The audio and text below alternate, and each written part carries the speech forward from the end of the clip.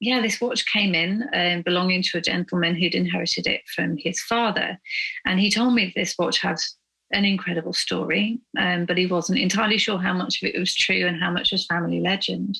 And this watch came in. I emptied it out on my bench from a brown jiffy bag, missing its bezel, chunks out of the case. The dial was damaged, missing parts. And he told me that his father was on a bomber aircraft, providing support during the Dunkirk evacuations during the Second World War. And his plane was shot down. And it crashed. The pilot was killed outright. His colleague, there were three of them on board, managed to get hold of the controls and steer the plane into a controlled landing. But unfortunately, he was trapped when the plane crashed. This gentleman's father was thrown from the wreckage and ended up being the only survivor of the crash. And so he was too badly injured to move. He was behind enemy lines by this point. During the evacuation, the German army were fast approaching, and he actually ended up, luckily, being rescued by what he just described at the time as being a Scottish division.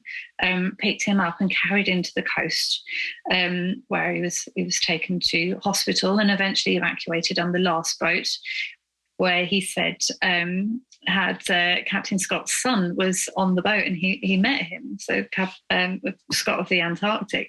So this kind of, it was almost like a claim to fame celebrity moment for him that he met Captain Scott's son on this boat. But he was like, I don't know if any of this is true. It's just what he used to tell me.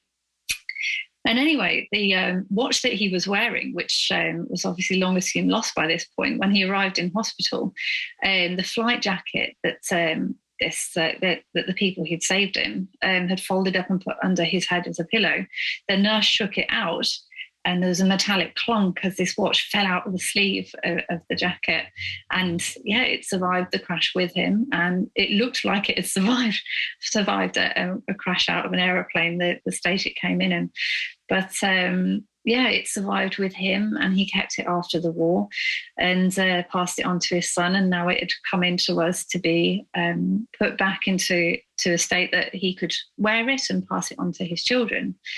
And it was the most incredible thing for me when I'm sure every historian's been through this, you hear these amazing stories and you yourself are thinking, that's too good to be true. That's just too good. Too good. And yeah, I fact checked and went through everything, and every single thing he said added up. So it was the Highland Infantry Division that were the last battalion to be moving through to the beach to be evacuated in the days after Dunkirk. They were the ones, Scottish regiment, that picked him up. The last boat was indeed captained by Robert Scott's son. Everything added up. Even the record of the crash was listed online, so that the flight, the record, everything added up. The names of all the people involved added up. Remarkably, the flight, the crash records said they don't know what happened to the only survivor. They recorded this guy's grandfather as a survivor, but suggested that maybe he'd ended up in prison because there's no record of him after that.